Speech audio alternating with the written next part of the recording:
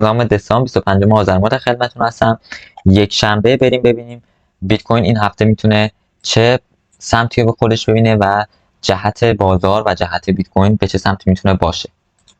یه سر میزنم به اخباری که توی کانال تلگرامی گذاشته میشه. اگه دوست دارید از جدیدترین اخبار همراه با تحلیل ها برخوردار بشین، حتما باید به کانال تلگرامی ما سر بزنید. اونجا ما اخبار مهم و جدید رو با بالاترین سرعت میذاریم واسهتون. تحلیلات هم همراهش هست که شما وقتی اخبار رو میخونید متوجه هم بشین چه تأثیری میتونه توی حالا روند بیت کوین، کریپتو، فارکس یا این حوزه هایی که ما تحلیل میکنیم داشته باشه. خبر اول سبقت فیدلیتی، شرکت سرمایه‌گذاری گری اسکیل که چند ماه پیش مقادیر زیادی از بیت کوین خودش فروخته بود، با این حال درصد قابل توجهی از بیت کوین های خودش داشت، ولی توی جنگ بین شرکت گری اسکیل و شرکت صندوق سرمایه‌گذاری فیدلیتی دیگه داره شکست میخوره و کل دارایی‌های گری اسکیل داره کمتر میشه و شرکت فیدلیتی داره پیشی میگیره. مایکل سیلور در نزدک گفته که شرکت ماکرو استراتژی MSTR اعلام کرده که به زودی قراره به شاخص نزدک 100 ملحق بشه. این خبر میتونه فاند مثبت قوی برای کریپتو هم باشه. یه خودپرداز بیت کوین اولین بار توی اوکلند نیوزلند افتتاح شده و از اونجا میتونید یه جور دستگاه خودپردازه که شما میتونید بیت کوین، دوج کوین، اتریوم، تتر و فکر کنم لینک هست میتونید از اونجا خریداری بکنید. دونالد ترامپ رئیس جمهور آمریکا دیوید ساکس مدیرعامل سابق پیپال را به عنوان مسئول کریپتو انتخاب کرده و تا الان پیپال چیزی بیشتر از 2 میلیارد دلار دارایی کریپتو رو توی ترازنامه خودش نگهداری کرده. ایلان ماسک که شرکت فضایی و ماشینی خودش داره، دست به ساخت یه ربات حالا انسان نما زده بود که اسمش اپتیموس بود. حالا به تازگی شرکت تسلا ویدیو جدیدی از ربات اپتیموس که ساخته بود منتشر کرده و توانایی‌ها و قابلیت‌های این ربات توی راه رفتن روی سطوح ناهموار و شیبدار داره به عموم نشون میده. ژاپن بعد از مدت‌ها سکوت یک قانونگذار ژاپنی خواستار ایجاد یک ذخیره ملی بیت کوین شده و به درخواست‌های جهانی برای پذیرش بیت کوین به عنوان یک دارایی استراتژیک پیوسته. خب همه اینا فاند مثبتیه که میتونیم در نظر بگیریم. جف بزوس مدیر عامل شرکت آمازون اعلام کرده که قصد داره بعد از مارک زاکربرگ به مبلغ 1 میلیون دلار به کمپین افتتاحیه دونالد ترامپ اهدا کنه. ایالت تگزاس آمریکا گفته که یکی از نمایندگان ایالت تگزاس به طور رسمی لایحه‌ای را برای ایجاد یک ذخیره استراتژیک بیت کوین توی این ایالت به ثبت رسونده و ما میتونیم شاهد این باشیم به مرور زمان که حالا لایحه‌های دیگه توی ایالت‌های دیگه یا کشورهای دیگه و تصویب بیت کوین توی کشورهای دیگه را شاهد باشیم. اینا هم خلاصه از اخبار بود که دیروز اتفاق افتاده و توی رسانه‌ها حالا منتشر شده.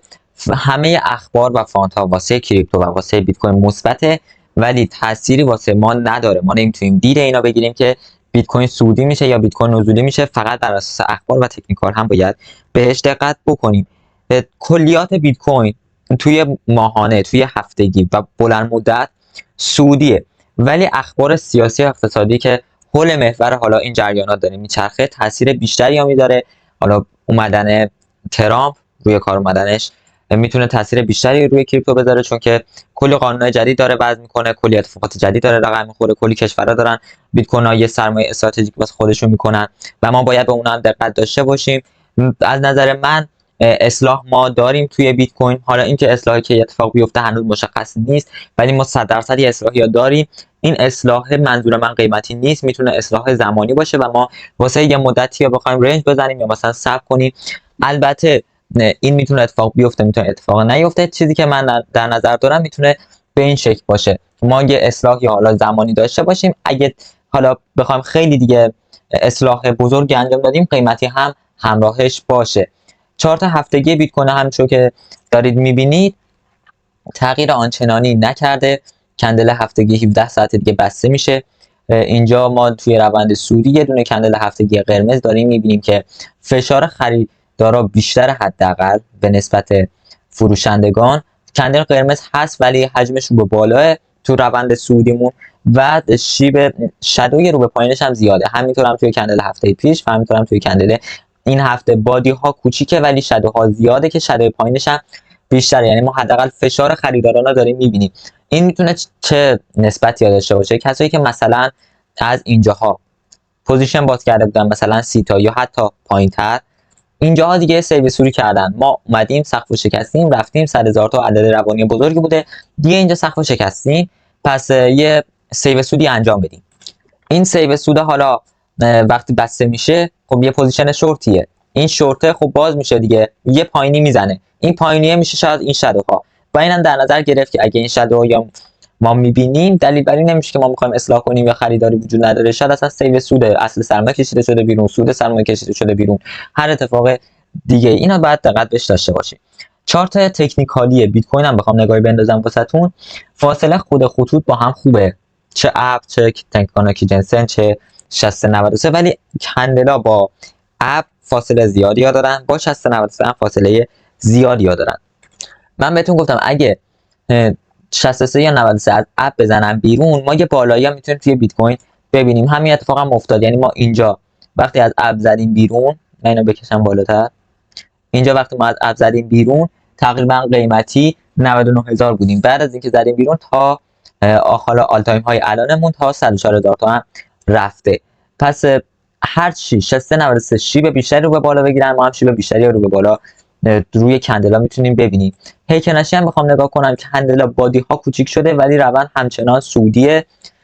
تنکانسن سودی، شیب سودیشو داره، چنشو کاردمون خود سودی هست، اسپن آ هم سودی، اسپن بی فلت شده، 92 هم فلت شده، کیجن هم فلت شده. خب این یه عادیه، ما اگه بخوام اصطلاح زمان داشته باشیم یه چیز معقولیه، باید اینم در نظر داشته باشیم. پس کلیات هفتگی سودی این اصلاح میتونه یا زمانی یا قیمتی باشه، میتونه مثلا اصلاح در کار نباشه و ما شیب رو به بالا بگیریم و با کندلا حرکت کنیم. چرا میگم ممکنه اصلاحی نباشه؟ چون که اگه کندلا رو به بالا برن، خطوط هم رو به بالا حرکتی ها انجام میدن، مثلا تنکانسن و کیجنسن رو به بالا بالاخره یه حرکتی انجام میدن و این اصلاح برقرار میشه. ولی چرا میگم اصلاح زمانی داریم نه قیمتی؟ اصلاح قیمتی خب یه فشار روانی داره که اون حالا استثنا قائل بشیم و حسابش نکنیم. ما نهایتا میتونیم تا اینجا که 76,500 که سقف اینجا هم میشه یه اصلاحی داشته باشیم. این میشه حالا اصلاح قیمتیمون. چرا من زمانی رو بیشتر تاکید دارم؟ زمانی خب خیلی بهتره. ما اینجا یه اصلاح زمانی انجام میدیم، این بازه این حدودا یه اصلاح زمانی انجام میدیم، حالا بالا پایین ترش هم هست دیگه، مثل اینجا که از اینجا یه شیب رو به پایین داشت، تا زمانی که میایم به ابر نزدیک میشیم. در همین حین کندلا که اینجا دارن اصلاح میکنن، خب لول به لول داره این کفه میاد بالاتر و سقف جابجا نمیشه. خب تنکانسن کیجنسن هم لولاشون میاد بالاتر، نزدیک میشن به کندلا. این نزدیک شدن مثلا تا اینجا اتفاق میفته، فلت هم میشه مثل اینجا، حتی شاید توی کندلا هم بیاد. بعد از اون تایم به بعد که مثلا من در نظر بگیرم بعد از دیگه جانوری یا فوریه باشه، واسه دیگه بعد از کریسمس بخوام در نظر بگیرم، با حالا تموم شدن تعطیلات و این چیزا ما یه شیب رو به بالا یا پیدا کنیم و کلا بریم سقف‌های جدیدتر. قبلش حالا این لول میتونه تا 100,000، یعنی از 100,000 تا 112,000 تا واسه ما باشه. این دو تا لولیه که من از قبل کشیدم و میتونیم لحاظ کنیم واسه لولامون.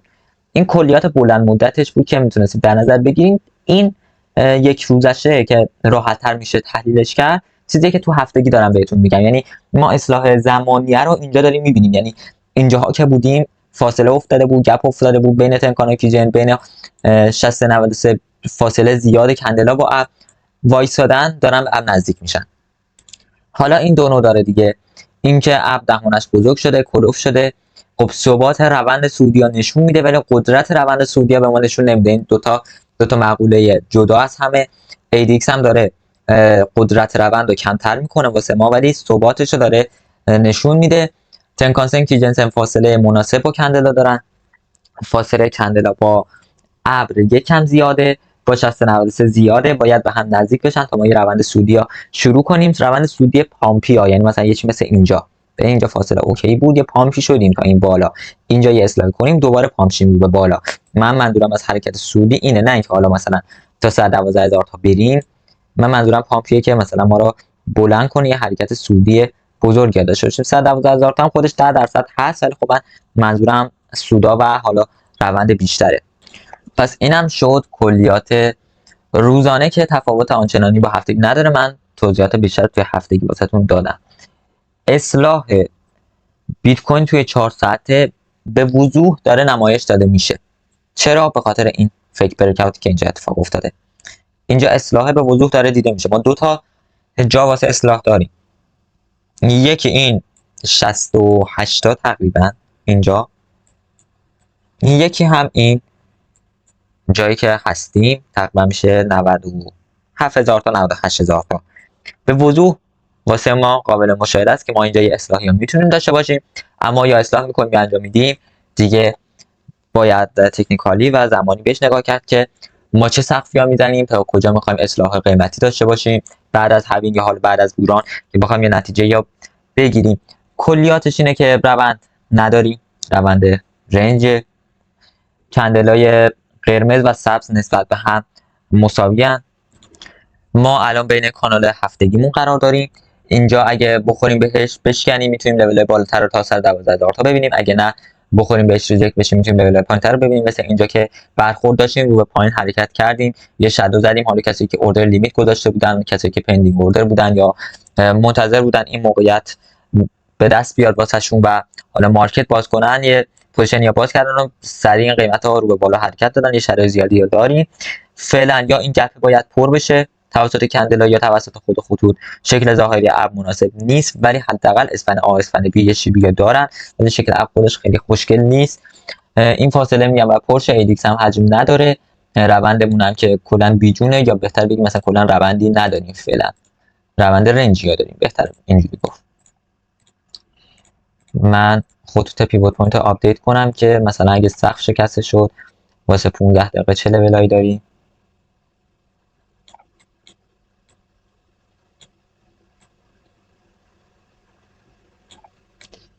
و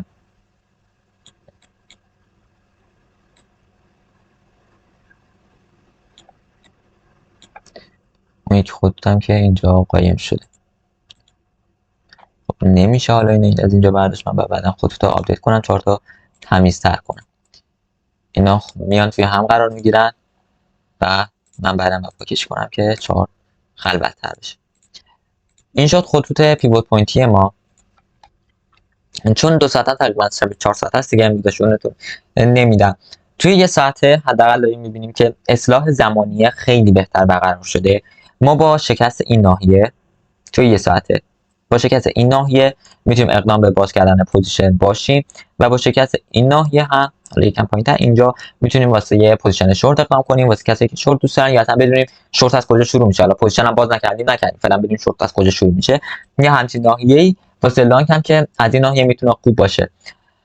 یه گپی بین 60 و 90 افتاده بود، این گپ داره توسط خطوط پر میشه. ابر اینجا 0 درجه شده بود، روندی رو نداشتیم. ایدیکس داره حجم میخوره، اسپن آ اسپن بی شیب رو به بالا دارن، کندلا خوردن به کیجن دارن حمایت میشن رو به بالای حرکتی داشته باشن. حمایتشون ما رو به بالا حرکت میده تا مثلا شکست اینجا و بالاتر یا نه ریجکتش میتونه ما رو داخل اب بیاره، نوسان و بیروندی یا بیشتر بهمون نشون بده تا زمانی که حالا دوباره یا از اب خارج شیم یا بشکنیم ما رو به پایین حرکت کنیم. این واسه 1 ساعته و 15 دقیقه بخوام یه نگاهی بندازم. 15 دقیقه روندمونه، روند ADXD رو به پایین ما به 93 خوردیم که شد کیجن 1 ساعته. یک کراس نزولی میخوایم شکل بدیم، هنوز شکل ندادیم، باید ببینیم شکل میدیم یا نه. روند اوکی جوندار، اسپن آ رو به بالا داره حرکت میکنه. خب این یه پوینت منفی، اسپن بی هم فلته، حداقل باید یکشون به سمت هم حرکت کنه. حالا دو تاشون حرکت نمیکنه، یکشون باید سمت هم حرکت بکنه.